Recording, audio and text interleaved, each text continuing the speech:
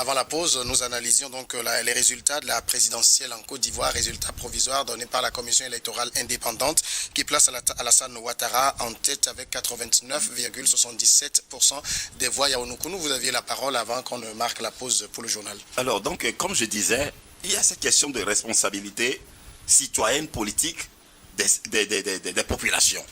Et comme je l'avais dit tantôt, les populations ne doivent pas manquer d'occasion à chaque fois que l'opportunité s'offre d'aller se faire inscrire. Maintenant, les partis politiques, les formations politiques, quels mécanismes mettent-ils en place de supervision de manière à ce que les manquements qui peuvent être observés lors du processus d'enrôlement et que cela soit présenté et qu'il y ait un contentieux qui soit, on n'a jamais vu ça en Afrique. Voilà. Alors donc quand les gens sont là, ils manquent d'imagination, ils manquent d'action, ils manquent de perspicacité. Et tout ce qu'ils ne savent faire, que c'est seulement de crier, irrégularité, de crier, etc., de crier, comment dirais-je, victime. Non, et ça ne peut pas évoluer, ça ne peut pas changer. Alors maintenant, si vous me permettez, mais, les candidats, moi, je m'étonne, lorsque je vois le président Laurent Gbagbo, je m'étonne parce que je me pose la question, je me demande bien si réellement M. Laurent Gbagbo est un ancien président. Mais quand je vois ces agissements, je ne sens pas de mutation, je ne sens pas de changement, je ne sens pas de nouveauté en lui. Mais pas étonnant, souvenez-vous, M. Laurent Gbagbo a fait 10 ans au pouvoir. Et dans les 10 ans, il n'y a eu qu'une seule élection. Il n'y a eu qu'une seule élection. Donc ça veut dire que la première élection qu'il a portée au pouvoir, après il est resté 10 ans dans des conditions... Il y a eu beaucoup de crises aussi. Oui, dans des conditions... Alors donc c'est comme par exemple, comme on nous annonce au Mali, 5 ans renouvelables, sans élection.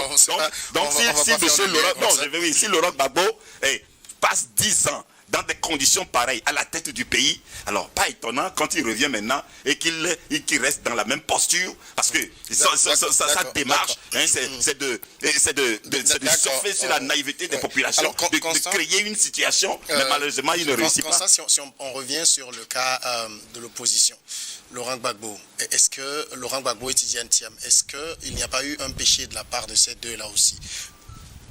Vous savez, je suis profondément engagé dans les principes démocratiques. Ou bien on est en démocratie, ou bien on ne l'est pas. C'est vrai, la personne de Ouattara résonne dans la sous-région. Nous savons ses affinités avec les grandes puissances de ce monde. Nous les savons bien, nous savons de quoi il peut être capable. Mais lorsque nous sommes dans le jeu électoral, dans un système démocratique, où une moitié de la population électorale n'a pas été enrôlée, et que la moitié qui a été enrôlée participe à 50% à la compétition, ça pose problème. Si nous sommes dans un jeu démocratique, eh bien, pendant qu'on fait une révision électorale, il y a des jeunes qui n'ont pas encore atteint l'âge pour se faire enrôler. D'autres, pendant ce temps, ont perdu leur droit de se faire enrôler. Des droits qu'ils peuvent retrouver au cours d'une révision suivante qu'on leur refuse. Parce que les textes fondamentaux ont prévu clairement que les dates se fixent et que les opérations préparatoires soient organisées. Mais sans aucune raison, on refuse d'organiser ces opérations préparatoires pour juste empêcher un certain nombre d'Ivoiriens de se faire enrôler. Lorsqu'on prend de façon empirique l'attitude de Laurent Gbagbo ou de Tidiane Thiam, mais la Côte d'Ivoire est assise sur une braise. Cyril n'était pas mineur dans les années 2000. Vous n'étiez pas mineur. Vous ne pouvez pas me dire que vous ne pouvez pas démontrer, vous êtes incapable de démontrer clairement et expliquer à la jeune génération pourquoi les élections n'ont pas été organisées et que Laurent Gbagbo a fait 10 ans au pouvoir avec une seule élection organisée. Posez la question à Guillaume Soro. Posez la question à Guillaume Soro qui conduisait la guerre, la partition du pays. Posez-lui la question qui était son parrain.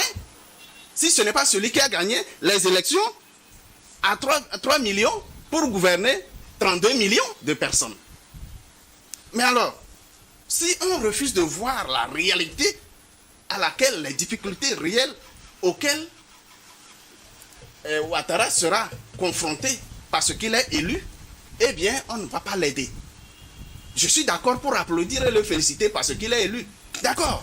Mais aujourd'hui, il est en face de graves problèmes. Même pas. Il y a des contentieux qui ne sont pas réglés. Il y a des contentieux qui ne sont pas réglés.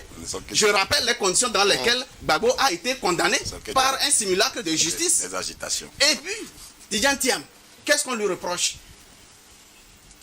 Qu'il ait une nationalité étrangère, d'accord. Mais cela ne lui empêche pas de renoncer à cette nationalité étrangère, se faire enrôler régulièrement et d'être candidat au présidentiel. Mais pourquoi on lui empêche? Pourquoi on lui empêche? Pourquoi on ne va pas préméditer? Pourquoi on ne va pas préalablement? Mais nous avions le temps nécessaire pour que tout cela soit réglé avant les... Alors maintenant, il est élu, Dominique Lacmon, on l'a dit, 50,10% de participation, donc élu par juste un peu plus de 3 millions de personnes. Est-ce que c'est un président légitime? Non, mais c'est le jeu électoral. C'est-à-dire que même si c'est une personne qui était allée élire Alassane Dramane Ouattara, c'est ça. Les autres se sont abstenus, c'est qu'il y a eu une élection. Moi, je voudrais rappeler certaines choses. Vous savez, c'est comme si nous ne sommes pas en train d'analyser la personne qui est Alassane Ouattara. Non, la situation politique. Et comme tu l'as dit avec le Bénin, c'est-à-dire que quand on élabore les stratégies politiques, c'est que tous les acteurs sont censés s'y mettre. Non, on a parlé des réformes et non des stratégies politiques. Nous avons parlé des réformes. En Côte d'Ivoire, ce ne sont pas des réformes. Je pense que quand c'est le jeu électoral est fait, chacun doit tirer profit. Je pense que Alassane Ouattara, même s'il n'a pas fait la révision électorale, quand même il y a une liste électorale qui est là, qui est quand même authentique. Cela n'a pas été là la question. La question c'est que Laurent Gbagbo et Tidjane Thiam se sont focalisés sur eux-mêmes. Est-ce qu'il n'y a pas d'autre stratégie pour faire? Si je prends le cas du Sénégal, si Ousmane Sonko avait voulu maintenir coûte et coûte, si ce n'est pas qu'à lui qui ne devait pas avoir candidat, mais l'homme de Macky Sall devait être au pouvoir aujourd'hui.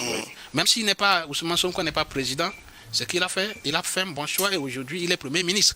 Mais c'est une bonne leçon en fait. Il faut que l'opposition apprenne. Mais Laurent Gbagbo, lui, c'est vrai, personne ne dénie la personnalité qu'il incarne, c'est cette personne qui devient panafricain. Mais aujourd'hui, les jeunes, c'est ça, cette idéologie panafricaniste qui a fait ancrer ces jeunes-là, comme on voit les Charles Blé Goudé, les autres qui l'accompagnaient, les Don Melo.